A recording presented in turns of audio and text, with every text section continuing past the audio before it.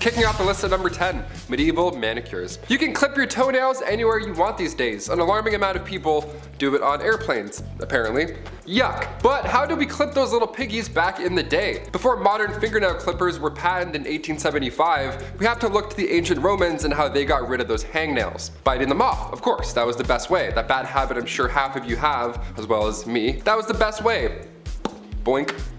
Eating the nails, bad stuff. In 35 BC, biting nails was written as a way of dealing with nervousness. Even back then, anxiety it was a thing, of course. Ancient Greeks had a tool that looked a lot like toenail clippers, but it was actually used for pulling hairs. I'll get into that one a little bit later, it's a bit more intense. Medieval methods for cutting your nails were usually to use a small knife, so around the Babylonian age, the newly invented scissors would just do the trick as well. You just gotta have really good aim. They're big, rusty, giant, comedically big scissors almost. Sandpaper was also commonly used as well, and to that I say great idea. We still use that today. Number 9, hot pokers. Okay, I absolutely hate this so much. It makes me cringe, and it will probably do the same to you. No wonder people are actually afraid of going to the doctors. Their ancestors had good reason to be. It was pretty much comparable to going to a torture clinic. Yeah. Though I have to say there was some sense behind this one. If you were to receive an injury where the loss of blood could be fatal, cauterizing the wound was a good way to stop it. But it would definitely suck. They would heat up a hot poker and apply it directly to the wound without the luxury of any painkillers.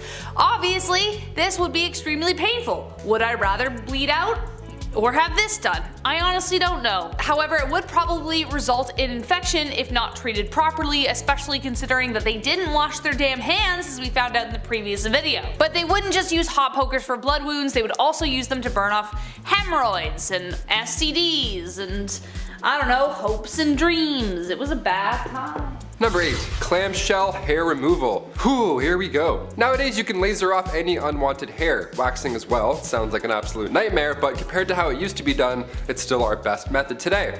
Looking back to around 100,000 years ago, long before Gillette had their 9-blade razors with cooling gels and all that good shit, we had to use seashells. Literal seashells. And when I say seashells, I don't mean they would glide across the skin and, you know, Sweeney Todd themselves. No, they would use 2 shells and then put them together as tweezers and pluck the hairs out one by one.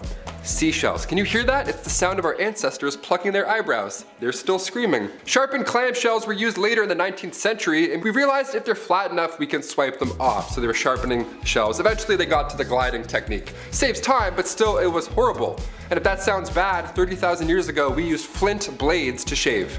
Yeah, just remember, when you nick yourself, it can always be better. Number 7, mouse skins. It honestly seems like we really can't get our eyebrows right. In the early 2000s, they were plucked within an inch of their life. Today we have brow pencils, waxing, soap brows, which I really don't understand. Back in Elizabethan times, they were plucked entirely off of the face to make foreheads look bigger. And now there's this trend. Eventually, bountiful eyebrows came back into fashion, and for those women who weren't blessed with such brows, resorted to mouse traps. That's right, in order to get that luscious furry frame above their eyes, they would catch mice, skin them, and apply them to their eyes. Yay! In the 17th and 18th century, more specifically, women of nobility were known for shaving off their eyebrows entirely and stick on the mouse skin.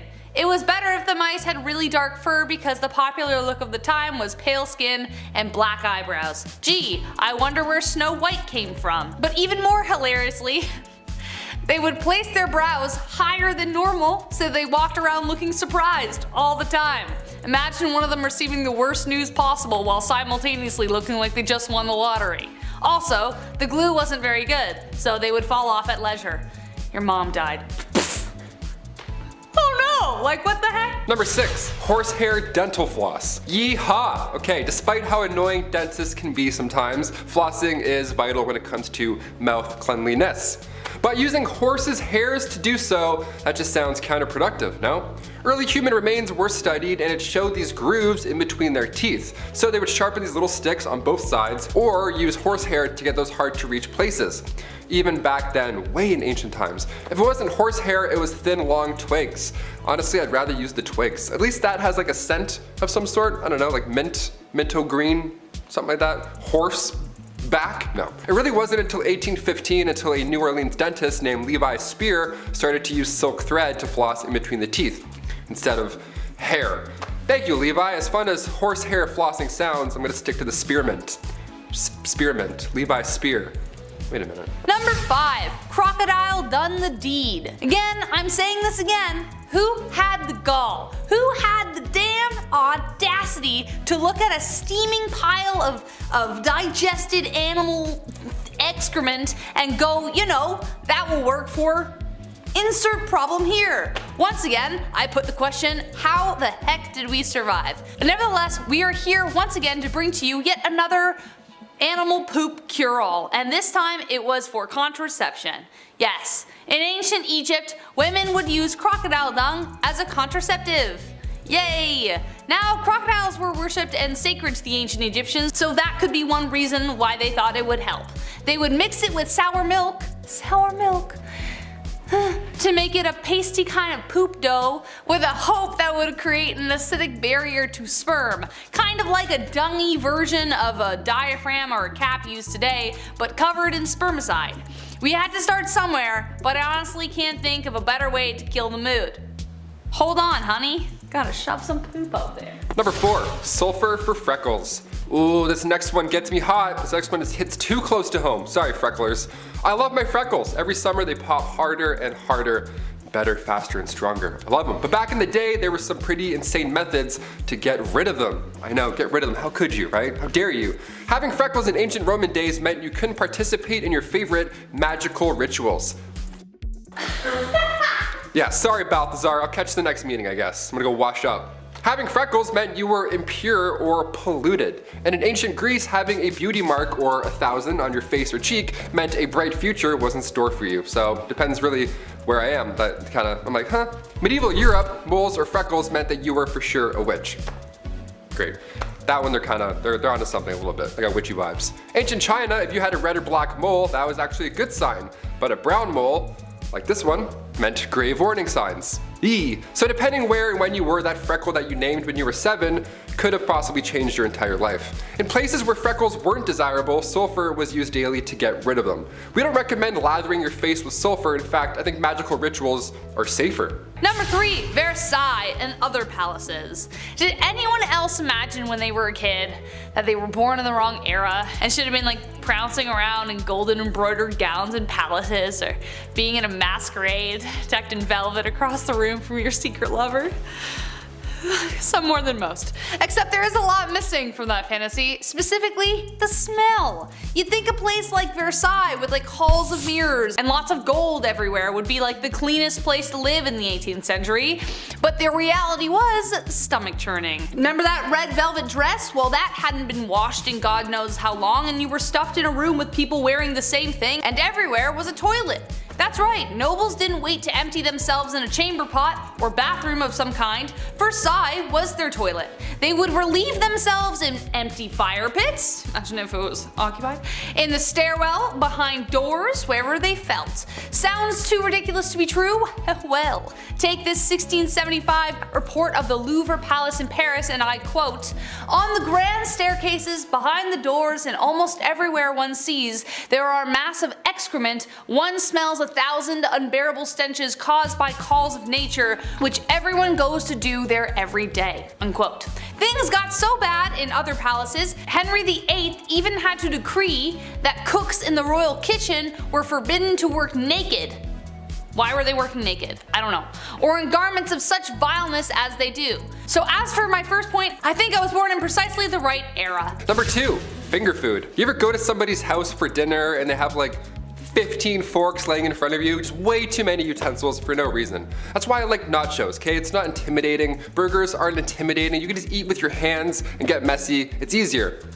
It's way more fun as well just to dive in and make an absolute mess. Like medieval times, for example, they had cutlery, but you had to be somebody fancy to have it. Most of the population, being poor and all, had to eat with their hands. Chopsticks were first used during the Shang dynasty. The oldest chopsticks ever found went as far back as 3000 BC. But come 400 AD, China's population spiked, resulting in a lack of resources for food. These stirring sticks now got a lot smaller to fit for their smaller portions, and that was the start of chopsticks. Fun fact. Come the 16th century, the rich and fancy carried their own set of forks with them to their royal dinner. King Charles V of France had a vault with a few forks in it. He's like, hey, check this one out. Bing. That's how rare that kind of metalwork was back in medieval times.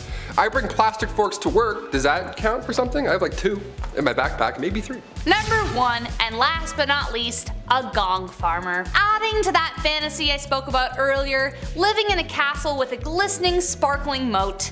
What moat could you want? Well, I'm sorry to say that moats often doubled as toilets. Very often when castles were built, the toilets would be built high up in the castle, hanging over the moat so that it would just drop right in there. But another way they would deal with their droppings was to build a toiletry over a cesspit, kind of like an outhouse, or kind of exactly like an outhouse. Except at one point the cesspit would fill up. Enter the hero of the hour. Today we have people with machines who do it. Somebody actually had to go in there and do it himself with their bare hands. Friends, remove your hats in honor of the gong farmer. Their job was to get on in there, shovel it out by hand, and ferry it to a spot where they could bury it. It was a dangerous job for a multitude of reasons, the top ones including the pits were often riddled with disease, and they were often quite deep. So as a result, they were paid very well for the time to sweeten the fact that no one would go near them, so they would be forever alone. But even then, lives were lost. One man by the name of Richard the Raker fell into one and drowned. What a way to go. Kicking off the list at number 10. Wiper no wiping. On part 3 of the series, we of course brought up the worst job in royal history, the groom of the stool. Wiping was a royalty. We didn't have the fluffy bear family telling us to hashtag enjoy the go, where they used an incredible amount, just a wasteful amount of toilet paper. Those bears, so wasteful. We had to improvise back then and use leaves. And by we, I mean medieval peasants, not us. We discussed Romans just pooping through cold cement benches, but what did they use to wipe after the fact? Well, that was the sponge on the stick method, which I'll be honest, that's my favorite of the ancient methods. Because you know somebody had the perfect stick, right? Like one that was like, just the perfect angle to really get in there. No, the sponge on the stick wasn't that fun at all. It was actually communal, it was all bad. You had to share it, be like, oh, okay. Here you go, sir. Early Americans used brick-lined pits, and that was their washrooms. This was around the time of the Declaration of Independence, and besides human waste, people would dump anything in these toilets. They found a window in one of these pits. A window. Some poor guy hit a window. Can you believe that? And as for wiping, are you ready? Dried corn on the cob, that's what they would use. Yeah man, next time you do that corn on the cob butter trick where you like spin it through the butter, all nice and smooth, keep that in mind. Number 9, just pull it. We've talked about brushing your teeth with urine, we've talked about using horsehair for dental floss, but can it get even more bizarre when it comes to oral cleanliness? Yes. We still do this method today. If a tooth is beyond repair or it's causing an infection in your jaw, yeah, just pull that sucker out. See ya. Sometimes it's the only option. Sometimes. Back in the day though, this was the best and only method. Sore tooth, maybe a cavity, something's not feeling right, maybe your gums are just hurting, maybe you bit down on a bone, no problem. Pull it. No matter what the case is, just yank it out. Dentists weren't a thing in the Middle Ages. Dr. Downer didn't politely remind you to floss more, you know what I'm saying? But they did have a barber, the fastest dentist in the game. Barbers are responsible for obviously cutting hair, but they too would pull teeth and they would bloodlet. This guy must have been in the weeds every single day. He was so busy. Yeah, just a little off the top, maybe a little bit of blood at this, a couple of molars too, classic 3-in-1 appointment, you're good, debit. If you walked into the barber shop and you were bald, he already knew what was up. He was like, all right, I'm gonna start warming up the arm here. And if you think that's weird, well, let's go a little bit more recent for this one. Number 8, doormat toothpaste. We've mentioned some horrible lipsticks and face powders, so we need to mention this disaster of a brand. Moving past the days where your barber pulls out the problem in the 1940s, we had toothpaste. Yes, we had it. This is good. In fact, we had the most powerful toothpaste ever to this day. It was called Doormat. Okay, yeah, so back in the 40s, people were brushing with radiation. Even on the actual tube, it says, radioactive ingredients increase the defense of teeth and gums. Okay. These cells are loaded with new life energy. The bacteria is hindered in their destroying effect, leaving behind a pleasant, mild, refreshing taste. Ah, yummy. Its radioactivity was low in comparison, but the fact that this existed once, not too long ago, is just wild to me. Good gums don't bleed, they actually glow. What would their slogan be today? Doramad, accelerate your breath. Number 7. Shards and sharts. Oh, you thought we were done with the bum history. Think again. This is a part 4, and honestly, I could do 4 more parts on wiping alone. It's a pretty big deal, it's nuts. We don't realize how lucky we are. During the pandemic, for example, one of the first things people stocked up on was toilet paper. It's worrisome to not have 6 rolls on standby. You start getting anxious, right? You're like, oh, but what if I eat some lobster? I don't know. Whatever makes your tummy upset. Now you know a little bit more about me. But nobody did it like the ancient Greeks, and I mean nobody. Survey says ancient Greeks would wipe using broken pieces of ceramic. Oh my god. They would even sometimes write the names of their enemies on this piece of shard and then wipe. Isn't that wild? It's like, I'll show you by wiping with ceramic with your name on it. Gotcha. Yes, this obviously led to major health problems, and according to the British medical journals, 3 pieces was often enough. 3 is still a good number today. That's a comfortable fold, but ceramic, no, there's no way. No way. It was the better alternative, believe it or not. The other was actually sharp seashells. Number 6, deodorant. Before the Old Spice guy was even born, what did people do to smell good? What?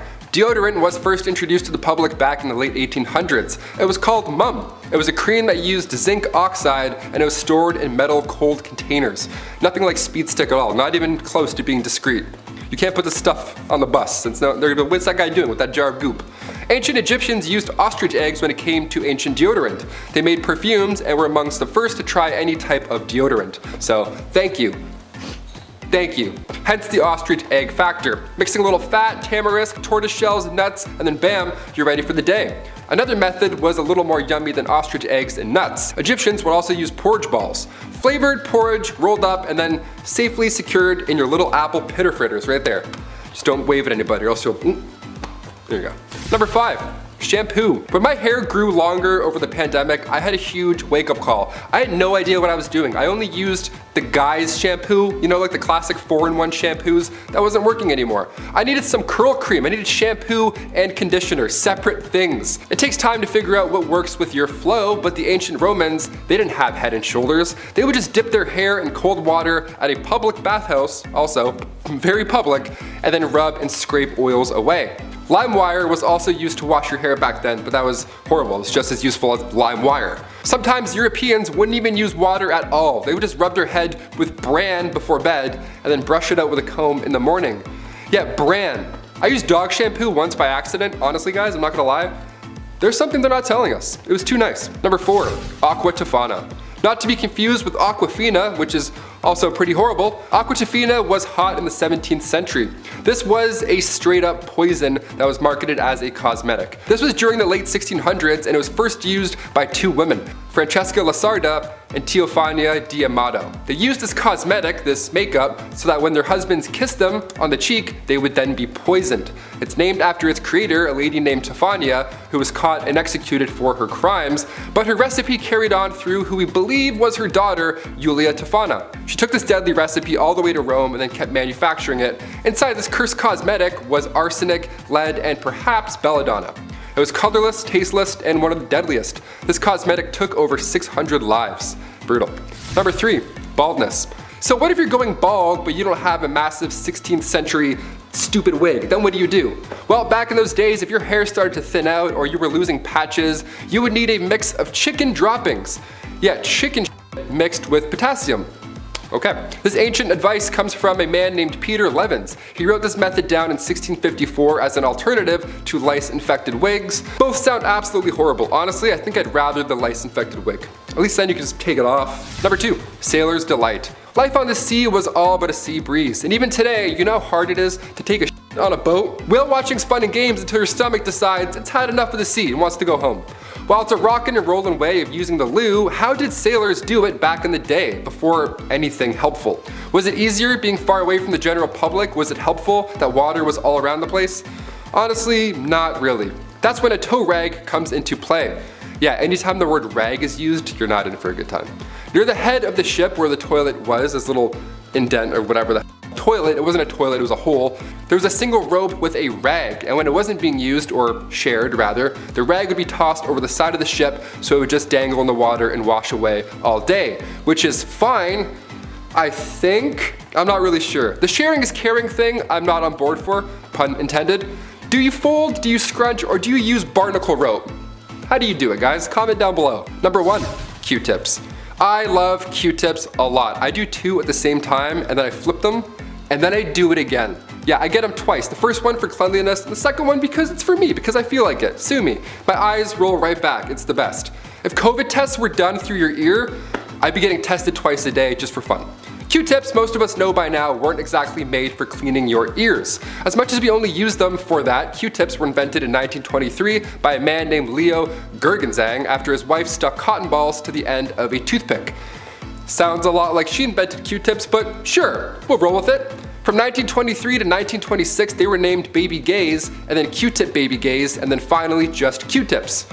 Baby Ray's is like, too close. Sweet Baby Ray's is like way too close. Our sauce is not even close to that product. Back in those days, Q-tips were actually dipped in boric acid first before being shipped out. They were intended to sterilize wounds.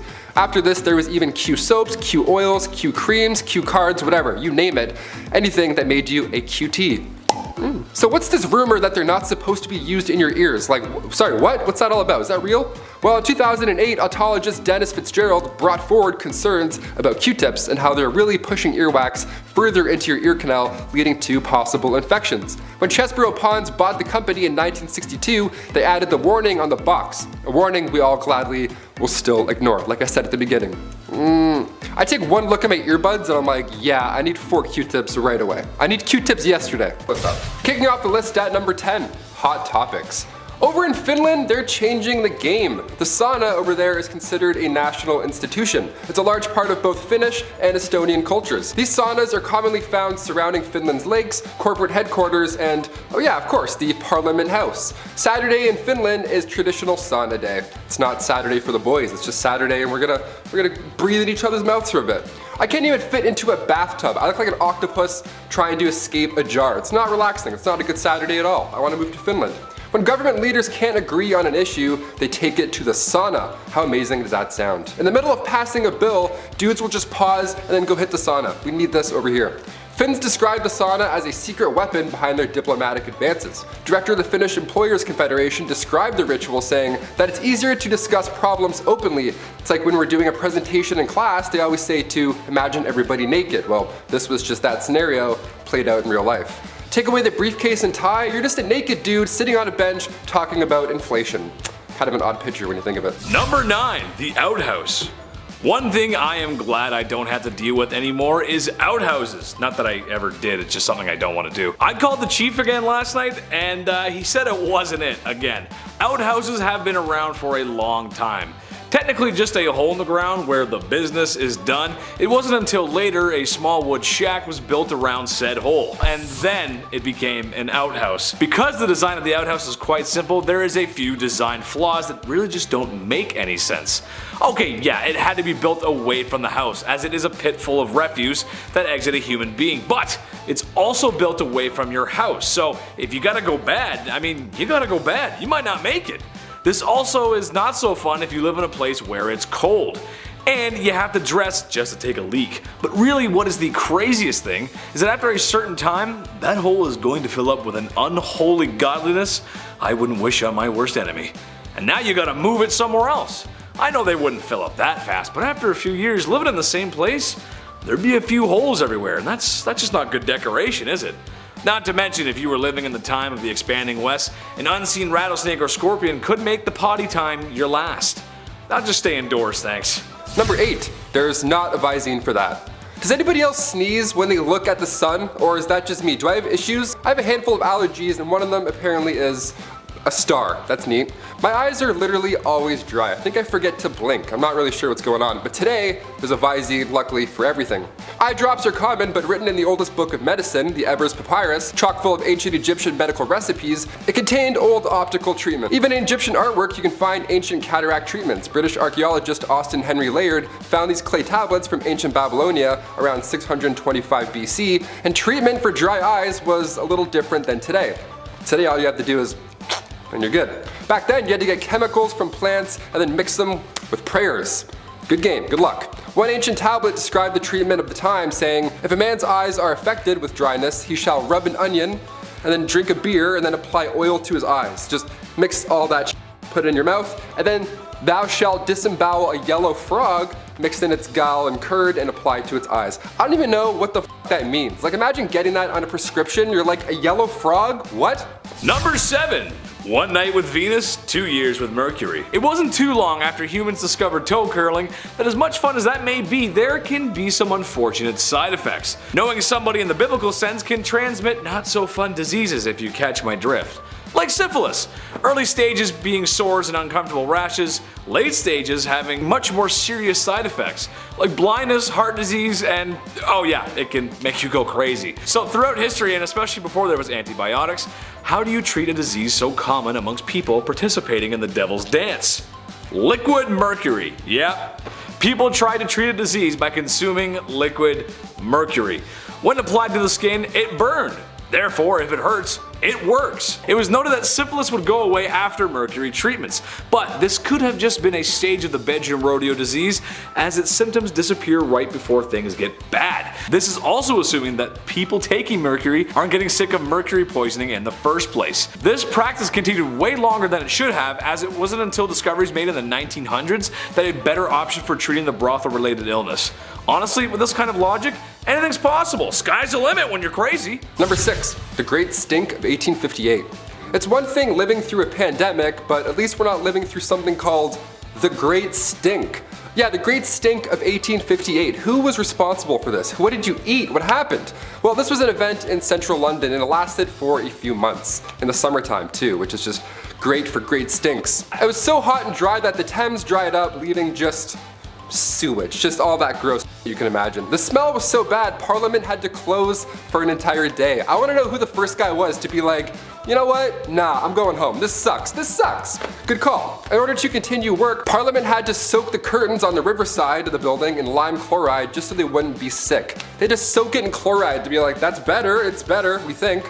They were on the verge of moving their entire operation to Oxford. That's how bad it was. Members of the committee were quitting their jobs. While this sounds all bad, hundreds of tons of limes were being discharged into sewers to help the smell. So if you had a stuffy nose in July 1858, you could have made £1,500 a week just messing around with limes. You missed your shot. Number 5. The Human Fly Trap. This is honestly so five-head. A brilliant play. Might be one of the best moves I've ever seen. Have you ever been to a picnic with a nice sandwich, some fresh crisp potato chips, and an ice cold lemonade as you sit on a warm blanket, enjoying the view just over yonder? When all of a sudden you are attacked by a swarm of bugs that just ruin the vibes, and now you don't even want the sandwich. Who made this lemonade? It's so bitter. I don't even like chips. The pharaohs of ancient Egypt felt the same way, except they had a great way to deal with it. Simply take a few of my servants and slather them in honey. Place them away from our royal picnic, and bada bing, bada boom, you got no more flies bothering you or your sandwich. This honestly sounds completely cruel, and at a time when hygiene in general wasn't great, how did they get all that honey off? Sure, a dip in the Nile will get rid of most of it, but you'd probably just glaze yourself for a crocodile's lunch. Honey would get stuck in places where the sun don't shine. And just like shame, you can never really wash it off. Number 4. Ancient sunscreen. As soon as summer comes around, game over, honey. I burn so easily. I have freckles for 2 days, then the rest is just red and just bad. All bad. That's why I'm a fan of winter. I don't have to keep applying sunscreen to my face all day and feel like I'm about to faint. But how did Egyptians beat the heat in ancient times? They didn't have Banana Breeze SPF 35. What did they do? Well, ancient Egyptians valued their skin as a symbol of beauty. You think your morning skincare routine requires a lot of work? Yeah, buckle up. Their routine was written on a tomb wall and also scrolls. They used rice bran containing UV absorbing gamma oryzanol, and that was used to block the sun off. Jasmine as well helped repair sun damage. Just some chick named Jasmine, she was like, don't look at it, just stop. Ancient Greeks used olive oil as sunscreen, which as far as UV protection goes, did absolutely next to nothing. You'd be burnt and dehydrated, but you know what? Tan line, so. Number 3. Red Dead Bandage. America 1864. There's a polite disagreement between North and South whether the South should be still using YouTube's least favorite S word as a business practice. The verdict? It wasn't very nice. That aside, the Southern states fought hard for a very stupid reason. Idiots. Such a hard fight in the fact that it was taking a serious toll on everyone. specifically the southern economy and civilians who got caught in the raw end of the deal. The war was a huge cost of life and money for both sides, but the South just didn't have the same resources the North did. So, after years of fighting, things weren't looking too good. An example of this was the South washing and reusing bandages as supplies were low and casualties were high. This might be hard to stomach, but that's just what happened. Nurses washed the blood off of blood-soaked rags and bandages to reuse simply because there was no supply. I don't have to be a doctor to tell you that reusing bandages in a time before antibiotics is a bad idea. It might be better to just not have a bandage in that case at all, as the chance for infection would significantly increase. Dutch, you got any fresh band-aids over there? I scraped my knee fighting with Micah. Hurts real bad. Maybe get John to kiss my boo-boo better. Number 2. Ancient socks. Somebody got me socks as a gift over the holidays, and let me tell you, still the best thing you can get. Socks and lip balm, you can do anything you want. Game over. Socks in ancient Greece were not the right and left neon green athletic socks that you have today. No, not even close. Socks came around in the 8th century BC, made fresh from, you guessed it, animal hairs. Yeah, it was gross. This actually led to Romans tying animal skins around their feet and then tying them up. Cut to the 2nd century AD in ancient Rome, the sock game got real. Romans began using fabrics instead of animal skins, and it was softer, lighter, and all that jazz. And then later on in the 5th century, socks were worn only by the most holy. Socks were associated with the church, they were considered a symbol of purity. Yeah, you heard it. Socks would go all the way up to your leg. A little different than the New Balance ones we have now that just go up to your ankle that, fall off when you're halfway to work and then make you really upset. I have one right now, I'm gonna go figure it out. Number 1. Heavy stomach. We as humans need food and water to live. Water honestly being number 1. I mean, I could eat a little bit more, but water's more important. But it is what it is sometimes. People in the past had no choice but to build water pipes out of lead. Sure, maybe it wasn't common knowledge that the lead was toxic, but a lot of people did know. So that's why all the cities that sparked up during the Industrial Revolution were built with such. Lead as a material did make sense as it was cheap and easy to use, so that simply outweighed the health risks of lead poisoning. Lead was a common material in other products as well. But when your drinking water is supposed to be fresh, maybe it's time to spend a little more so we don't end up, spending a lot more on healthcare for lead poisoning. After years of being underground, the pipes corrode and leak toxins into the water stream. It's why in older cities, a lot of time and money is spent today replacing old pipe infrastructure. To me, it's a classic case of, let somebody else deal with it, I'm sure it's fine. Well, I'm off to go work in a completely safe asbestos factory. I'm sure there's nothing wrong or bad in there. Kicking off the list at number 10, pig toilets. Yeah, we'll start off with a nasty one. Look, we're on the part 6 now. We're talking about some ancient hygiene practices. It's gonna get gross, it just has to at this point. I've talked about Roman toilets, horsehair dental floss, so now we gotta dive into some yucky stuff. Pig toilets began around 200 BC in China, and these pig toilets were actually pretty common. You would just go to the washroom over top of a pig pen. It's pretty straightforward. It's pretty awful, but also it's all they had. It was pretty awful, but I would say it's worse for the pigs, definitely worse for the pigs. The pigs would eat the waste because it was mixed into their food. They couldn't tell the difference. Ugh, horrible. This was one of the few options to manage waste, especially in areas where plumbing wasn't possible. I talked about pigs going to court in a recent Bumblebee video. If I was a pig, I would be pressing charges left, right, and center after this. That's so disgusting. We're already at number 10, and I want to puke. Nice, buckle up. Number 9, water closets. This one sounds fun. A closet full of water. What a blast, pun intended. Back in the 1800s, all over Europe, our modern day version of the bathroom came to life. Thankfully, I'm very glad this happened. If it didn't happen, it'd be a little bit different nowadays. It takes 2 things to have a water closet. A home big enough for a room purely devoted to waste, which is amazing. And of course, running water, that definitely helps. Sir John Harington, godson to Queen Elizabeth I, was determined to invent what we now know as the basic toilet. Back in 1596, he created this idea, and people actually made fun of this guy for spending so much time working on a useless device. Yeah. The more we know. Cut to 200 years later, another inventor by the name of Alexander Cummings reworked the water closet, added an S-trap, the little valve between the top and the bottom parts of the bowl, and now we're on the right track. Then a couple years later, in 1777, Samuel Prosser applied for a plunger closet patent and got it. A year later after that, Joseph Brahma enters the toilet game, adds a valve on the bottom, an old school ball cock. So we're getting there, slowly over time. Different inventors are bringing their new ideas in, all so that we can go and take a shit. Brodmann was a sailor at the time, so his water closet was often used on ships of that era. Today we have toilets that flush automatically. Once you get up or move around, the sensors think you're done, and then they blast away. If you stand and wipe, good game. This thing's gonna be making noise all day long. Number 8. Bald face. In another video on things too woke for this era, I talked about how it was once cool to have no hair on your face at all. I can't grow any facial hair, so this reaches out to me. This is good. I like this. I like punching in on this fact. Well, Queen Elizabeth I was the first to bring this idea into Western culture. She influenced women to completely pluck their eyebrows, and on top of that, they would also shave their hairline back as far as they could, so their faces would be as large and as big and bright as possible. Just right there, like the big moon. It was common for women to soak bandages in a mix of ammonia, vinegar, walnut oil, all to hopefully suppress the hair growth on their forehead. Facial hair was removed, but body hair, that was left untouched. The Catholic Church also influenced the look. Growing your hair out was a feminine display until you went out in public and had long hair. Then it was immodest. Because, of course. Number 7, loincloths. Okay, I have to adjust the jeans for this one. Going back to ancient Roman and ancient Egyptian times, the loincloth was used by all. Neat. Either that or you would just be naked.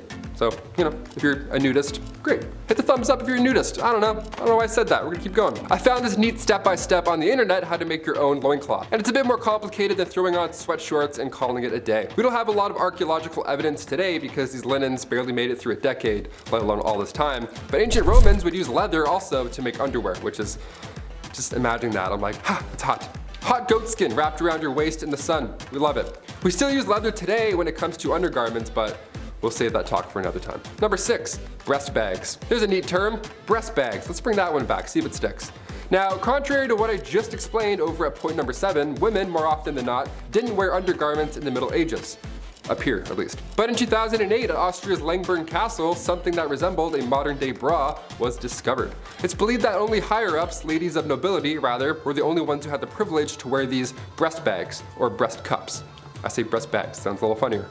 We have bags of milk in Canada, so you know, I'm connecting the, yeah, that's I gotta connect the jokes. I can't say much personally, but this does not look supportive enough at all. It's like a pirate flag, it's like ripped apart, this is nothing. If you have back problems, I don't think these breast bags are gonna help you. If you're ever catching up on some 13th century readings, well, now you have an image when you see the word breast bag. This eye patch that they called support. Number 5, cesspools. Ooh, gross transition. If you're gonna make a massive castle, you need to know where to build certain rooms. Like say over a cesspool, for an example, that might be important. Just plug your nose. Cesspools were often placed under floors, which makes sense because, you know, you poop and then gravity and everything goes down. But you need to make sure that those floors are supportive enough. Because in 1183, the Emperor of the Holy Roman Empire had a dinner in the Palace of Erfurt, but the floor in the main hall broke open, resulting in a bunch of dinner guests falling through the floor, with a few of them even drowning in that cesspool. What a horrible way to go. Then again, in 1326 England, Richard the Raker had just sat down for dinner, guy hasn't even started his meal yet, and then again, the floor broke and he fell through and drowned. I'd say chamber pots were safer, definitely, but when it comes to waste, honestly, just out of sight, out of mind. Just get that away from me. Literally, pun intended. Number 4, towels. I'm pretty picky when it comes to towels. I always have to have way too many just ready to go at all times. You know, in case I want a bath, in case I want to have 2 baths in a row, you never know. Today we have nicer towels at hotels than anything, honestly. We all know somebody with a Bahia Principe resort towel in their closet, and you're like, really? Really, you thief? Okay, I'm telling. Around the 1800s, flour sack towels were the best you'd get. Now around this time, suppliers were packaging flour and other foods in these cotton sacks. This saved big time on barrels, and eventually they were cut into tea towels. Now come the Great Depression, resources were of course limited, so these flour sacks were used now for multiple reasons. Clothing, toys, quilts, pillowcases, diapers, and of course, towels. Wouldn't feel too good on your back, not at all. Number 3, same clothes, new day. King James, and no, I don't mean LeBron, I mean King James VI of Scotland this time around. We'll talk about him another time. He had a pretty sweet idea when it came to changing clothes. You don't. Simple as that. What a dream, right? The amount of times I change my shirt every day for literally no reason, it's such a waste of time. It's like black, gray, black, yeah, that's it. It's a waste of time. King James would wear the same clothes for months at a time, even wearing the same hat for 24 hours straight. The guy's devoted to the hat game. He just slept like, didn't move a muscle. He went as far as not bathing either because he thought that it was bad for his health. Yeah, things were thought differently back then, as you may have known by now on this channel. James became king when he was just 13 months old, and he succeeded Mary Queen of Scots. In 1603, he took over as ruler for both England, Scotland, and Ireland for 22 years. And he looked the same every day. Gotta love it. Who's committed? Number 2, unwanted hair. Pubic hair is a biological mystery, and yes, even after we hit puberty, we still can't figure it out. What are you? What's going on? So far, we believe this is part of our evolutionary history, and it comes from a time where we needed fur all over our bodies, right? Like animals. We evolved to protect ourselves against the cold, and just in general to keep that area, you know, safe. I don't know why I did that sound, but it's safe. So why is it that ancient Greek statues of women are completely hairless? Well, this was a time where if a woman's area was hair-free, for some reason, the Greeks symbolized it as being pure. Okay. So in order to be considered pure, you'd have to use razors and creams, pumice stones, methods that were not as smooth as today. What's even more annoying is that men who would grow their body hair out, that was a sign of maturing. Yeah, I'm not either of these categories. I can't grow anywhere where I want to. It's just bald. I'm just a bar of soap. Yeah, I'm not gonna use a stone to shave either. Thanks. We'll pass. Next. And finally, coming in at number 1. Acne. Ancient Egyptians and Greeks came up with an interesting method of getting rid of those pimples. Now reminder, this was long before Dr. Pimple Popper was ever a thing. You ever click one of those videos and you're watching for like 40 minutes? You're like, I'm gonna be sick. Is that yogurt? What is that? Physicians back then discussed these elevated spots with black tops that can plague your skin for 4 to 5 years. But by squeezing these mysterious spots, you force out the maggot inside. Yeah, blackheads were called maggots back then, so that's pretty horrible. That's gonna be in my head forever. They would refer to severe cases as maggots that lie in bed of roses, AKA your face. That's the bed of roses. If a physician told me I had maggots in my face, I'd faint. Teeth worms and maggots, like just brush your teeth and wash your face and then avoid all that smoke. These disorders were thought to be human skin taking on the properties of animals, so that's pretty wild. So ancient Greeks and Egyptians would use honey, vinegar, turpentine, and emulsion of bitter almonds to solve that problem. Or what I just do is I just squeeze really hard, yell one curse word, and then wipe the mirror. That's usually how I do it. Kicking off the list at number 10, Creme-Lou. It's the 1930s, you're looking for a way to get rid of those upper lip hairs. Well, Creme-Lou promises to have your back. They actually promise to have your armpits as well. Yeah, armpit hair and upper lip hair. Gone. For good, you say? Wow, that sounds absolutely lovely. Just don't read the fine print, don't flip it and zoom in. Don't zoom in. This cream was applied to the upper lip, but side effects caused hair loss all over your body. And sometimes users would suffer from paralysis. It was on the market for $10, which back in the 1930s, that's a lot. Like for hair removal cream, that's a lot. Those are like Beats headphones? What is this? The Journal of the American Medical Association called this product out as viciously dangerous. Rightfully so, and those who suffered from those harsh side effects collectively sued the company into bankruptcy come 1932. The silent killer here in the cream was thallium, commonly used as rat poison. That ought to do it. Number 9, ancient birth control. Although birth control today is easier than in ancient times, it's still a chore. It's routine, it's something you have to keep track of daily, and things go wrong if you don't and lose track. There's a plethora of side effects. You have to take fake ones just so your body, your hormones are all over the place. You can get cancer from these, you can get blood clots potentially. There's very little research on long-term effects for birth control pills. And also I'm speaking not from experience. There's no birth control pill for guys. This is wildly unfair. I have the most respect. These pills mess you up. My friends will tell me their side effects and I can't believe it. You're all troopers. Ancient Egyptians, their method of ancient birth control was by mixing acacia fruit with honey and ground dates. This paste would then be used directly, and believe it or not, it was rather effective. Acacia gum ferments and then turns into lactic acid, which can prevent pregnancy. Not all of these ancient methods worked like this. There's another that's really bizarre, and I'll save that for the end. It's absolutely insane. I can't believe it. We'll ease our way there, you know, we'll start nice. Number 8, Lash Lure. Turning the calendars back to 1933, the year FM radios and drive-in movie theaters were introduced, and as well as the horrifying and deadly mascara, Lash Lure. This 1930s cosmetic contained a chemical, p-phenylenediamine. That's how you know it's bad, when you can't even pronounce the thing. This mascara left blisters all over your face, your eyelids, the whole thing. It was really bad. There was eventually a death in 1933. One woman sadly developed an infection, a bacterial infection, and then passed away. It was so bad that later that year, her before and after photos were used in an FDA display titled The Chamber of Horrors. It was a horrible incident, but a good way to get the attention from higher-ups so something like this never happens again. Lash Lure was then the first product in history that was removed from stores entirely, so it worked. We're in the middle of something kind of similar now, I think. Cigarette packages have those horrible side effects to smoking right there on the packaging. The girl with the face. Could we see the day smoking is outlawed? I don't know, I feel like we're close. It's caused quite a few more deaths than Lash Lure, that's all I'm saying. Number 7, bad toothpaste. Doramad toothpaste was advertised in the 1920s. The ad shows a blonde lady with a lovely smile, some would even say glowing. Right below reads Doramad Radioactive toothpaste. Radioactive toothpaste. That sounds bad. I've played enough Fallout to know that radioactive toothpaste probably isn't a great product, especially to put in and around your mouth. It even loudly advertises its radioactive ingredients. Can you imagine this? Increase the defense of teeth and gums. The cells are loaded with new life energy. Good gums don't bleed, they actually glow. That last one I made up, but you can't tell, right? How insane is this? This secret ingredient to shinier smiles and brighter futures was thorium. The god of thunder does not brush with thorium. He uses it to polish his hammer. Yeah, it's very toxic. Number 6, Gorad's cream. Once advertised as a magic beautifier, doesn't that sound like a neat time? Gorad's Oriental Cream hit the market back in 1936. This cream was supposed to freshen up your skin, make you look lighter, younger, whatever Paul Rudd's doing, whatever his secret is, we're still trying to figure that one out. That sort of thing. But instead, this skin cream had one user ending up in a book that's very Chamber of Horrors style. This magic ingredient that was meant to magically make you beautiful had some magic mercury in it. Not something you want on your face, yeah, at all.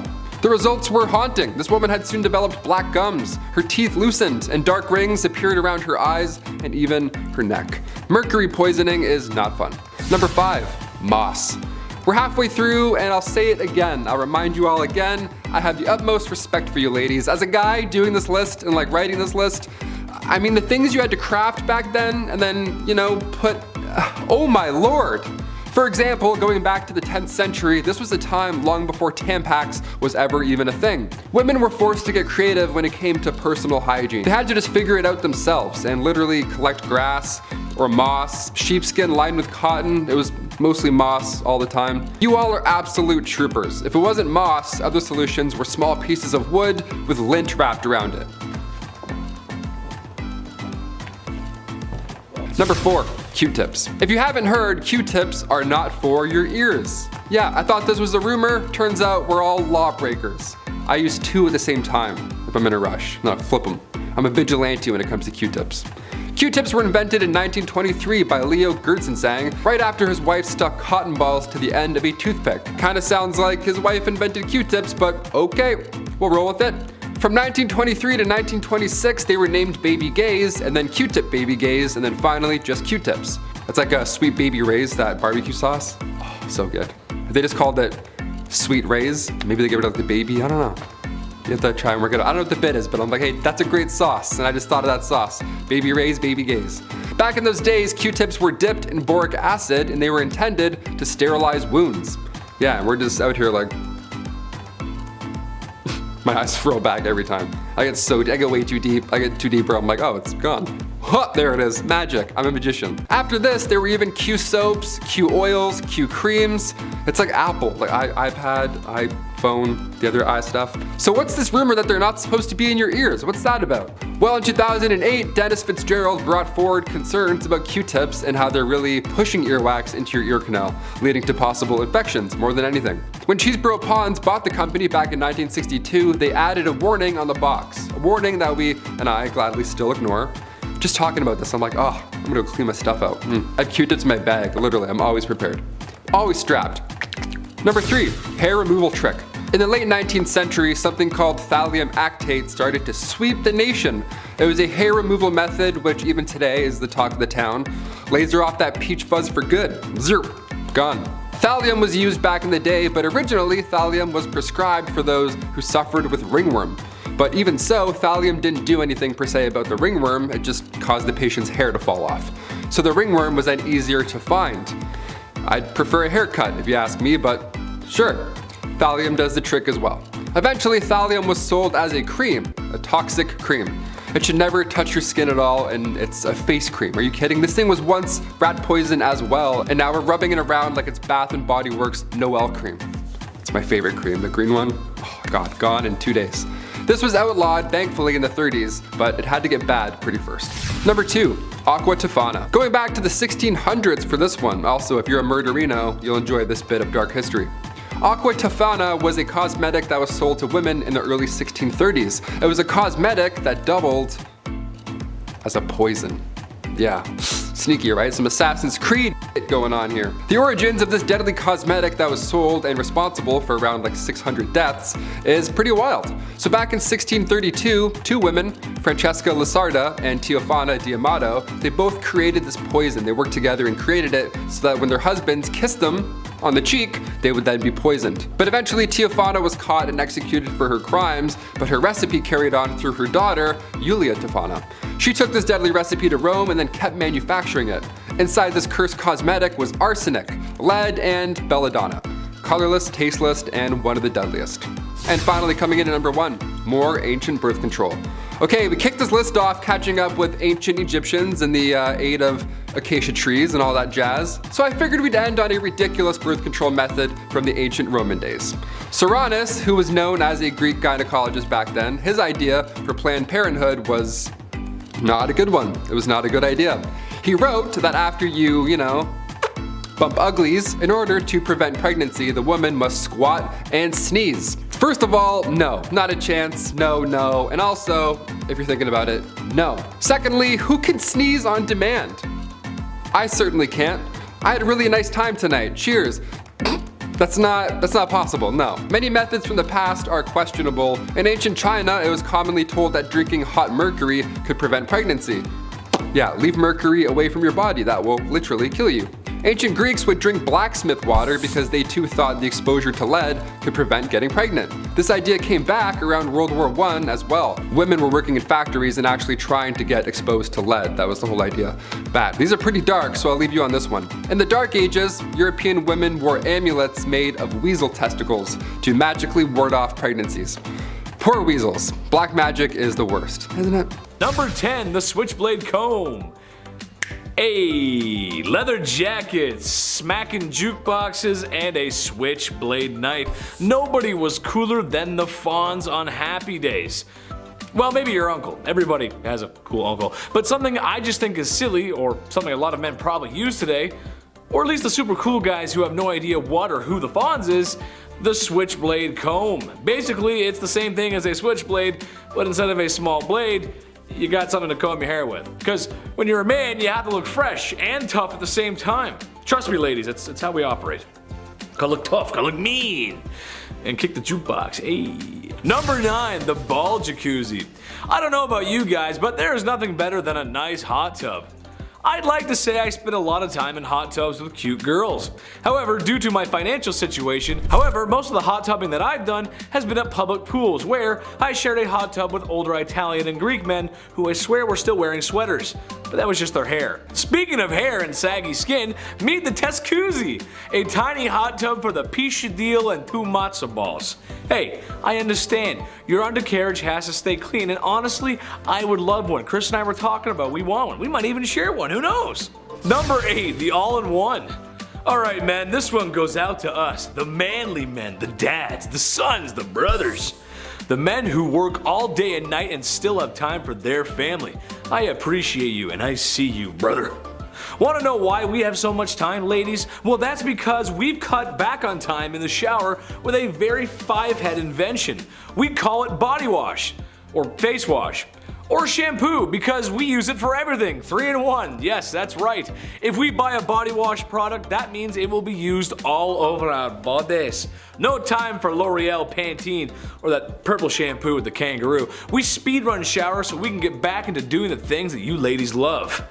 Like not putting the toilet seat down. Number 7, king of the porcelain throne. Kings, I hear you. Life can be busy and the shower speedrun is not the only product that we've invented. Here's another shout out to all my kings who take extra time while sitting upon the porcelain throne. I salute you. Yes, that's right. Besides doing the hygienic process of evacuating one's bowels, we take a mental health break in the bathroom. A time to check in, relax, take inventory, and take a breath of some not so fresh air, especially if you ate Taco Bell the night before. Is it strange to sit there in that situation? Perhaps, but like any other guru, we need a space to feel our spirituality. Would Yoda be Yoda if he didn't meditate? Sit on the toilet, I will. Number 6, the beard apron. This is just so smart, and I'm seriously considering buying one because this is the bane of my existence. Sometimes the lumberjack look is too much for me, and the closer I get to looking like Chris Farley, the better. I think I have a great motivational speaker impression. Maybe I'll show you guys one day. We'll see. I don't know. However, when shaving my beard, I have nowhere to go, and it's too cold in the winter to do it outside, so that's why this is so smart. Basically, it's an apron that you post up like a hammock. So when you're shaving down those chiseled cheekbones of yours, all the little hairs fall into the apron. That way your GF can't yell at you because there's no mess to be made. Necessity truly is the mother of all invention. Number 5, bacon products. Who doesn't love bacon, right? Bacon is delicious. Bacon is a delicious meat that can be enjoyed for breakfast, lunch, or dinner. Personally, there was nothing like waking up on a Saturday morning as a kid to play some GameCube and eat bacon and eggs, my favorite. I was a tubby kid and I was easy to impress. However, while bacon may not be the king of the breakfast table, it is the bootleg flavor of fragrance and the non-food market. It seems every time there's a store, gift shop, or novelties being sold, a bacon flavored, scented, or themed product is there for men. And it's not far behind. Because yes, we are tough and rugged, and we eat meat because we're cowboys. So that also means we want breath mints that are artificially bacon flavored, right? No, we don't. They taste horrible. It's awful. No one wants that. Nobody wants that. Number 4, bath bomb. Call it genius marketing, crazy society, or people wasting money, but a lot of hygiene beauty products that women purchase, men do too. They just gotta repackage it and inject it with 300 cc's of testosterone because men. Take the hand grenade bath bomb for instance. Taking bath bomb to a whole other level. Yes, the one I saw while researching was very colorful and it looked like it had a fruity scent, but it was shaped like a hand grenade from the Second World War. No way an adult man would fall for that, right? Pfft, no! Chris, you see my rubber ducky? Number 3, the man bun. Honestly, I don't mind this trend. I actually think it looks good. Certainly better than the mullets of the 90s. There's no way you can tell me mullets look better than man buns. You just can't. The man buns are actually somewhat organized, especially if dudes grow them out and maintain them. However, what is strange to me is the man bun add-on. Yeah, it's like a man bun extension. You just like a clip-on. Basically, look like the guy who plays Wonderwall at every party for the low price of $19.99. I can't be dissing too much though, because I wore a clip-on tie till the 9th grade. But the girls thought I was cute? I think so. Number 2, gendered products. Another broad stroke here, but when things get placed into categories, there's always 2 colors that get used.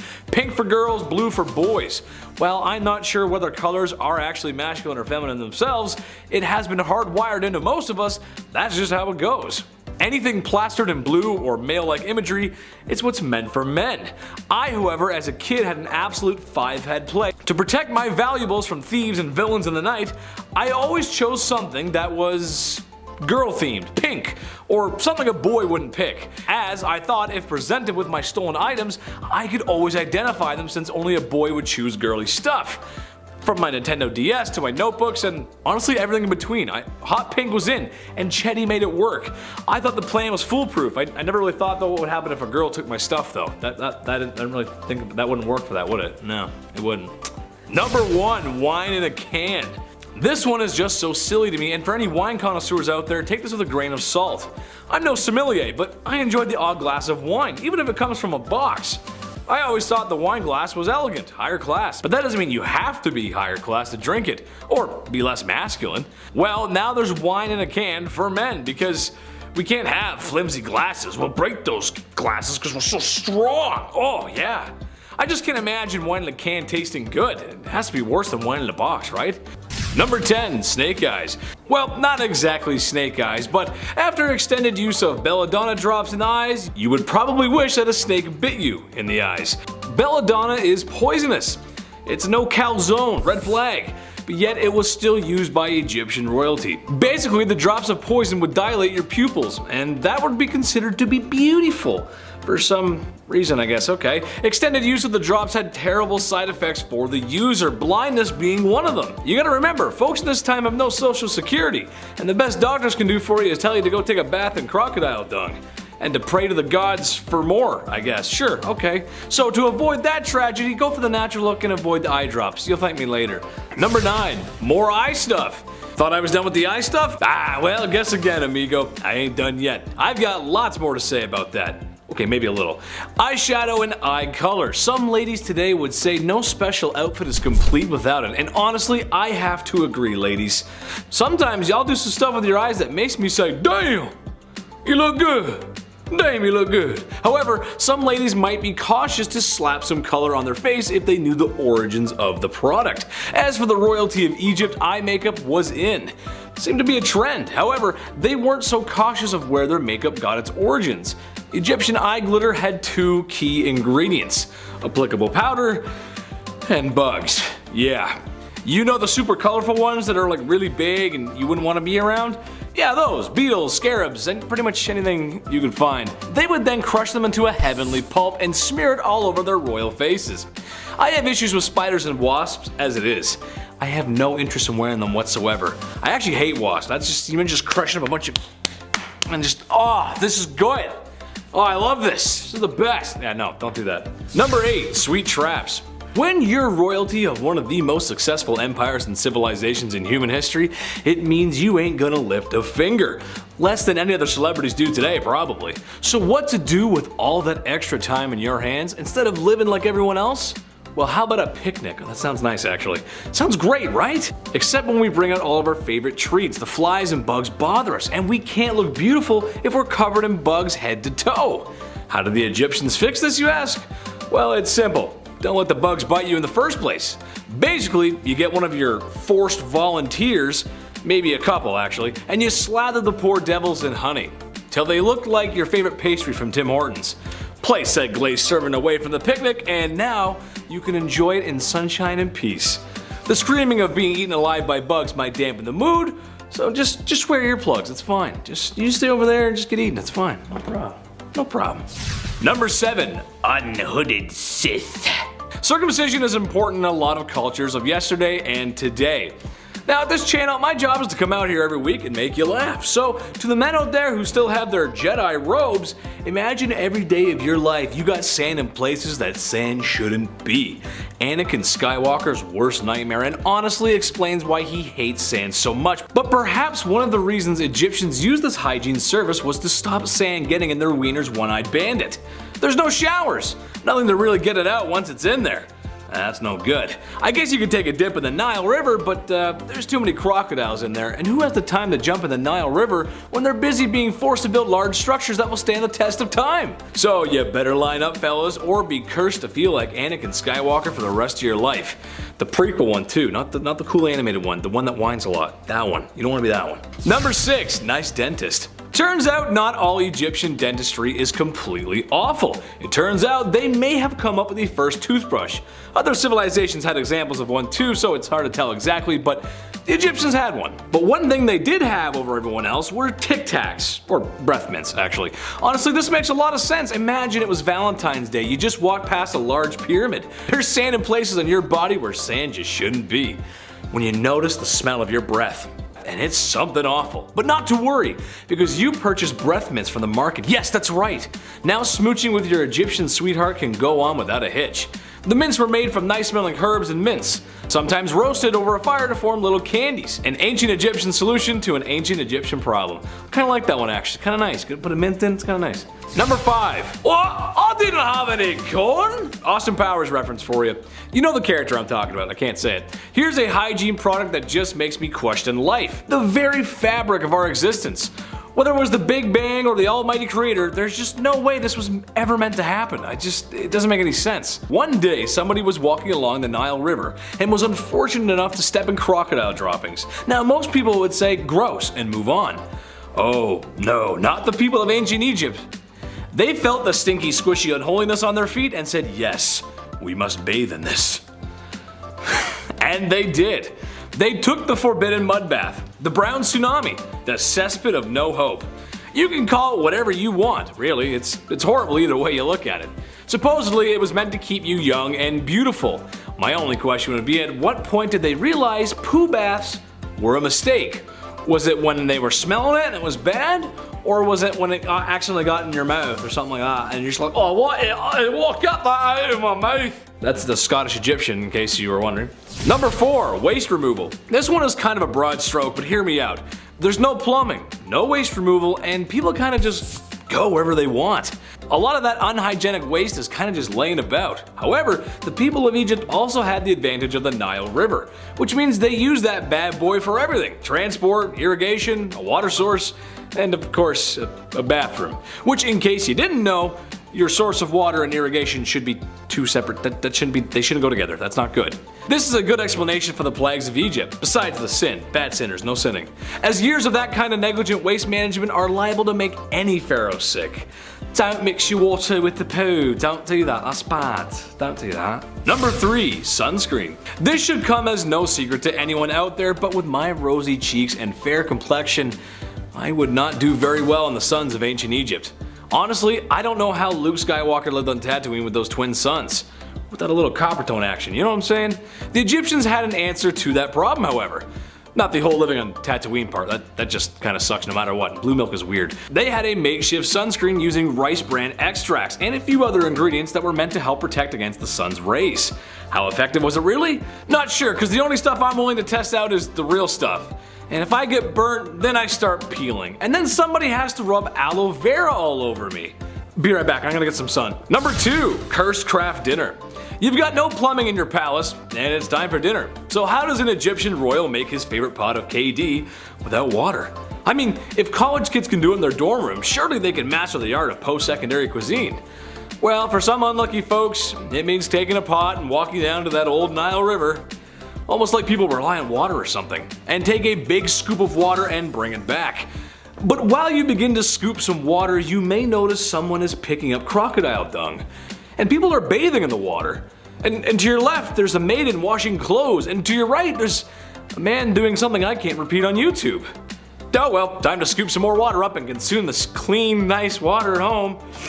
Oh, this is the best. Tastes like the village. It's nice. Number 1, pink milkshake. Does it still count as hygiene if you ain't breathing? I say yes.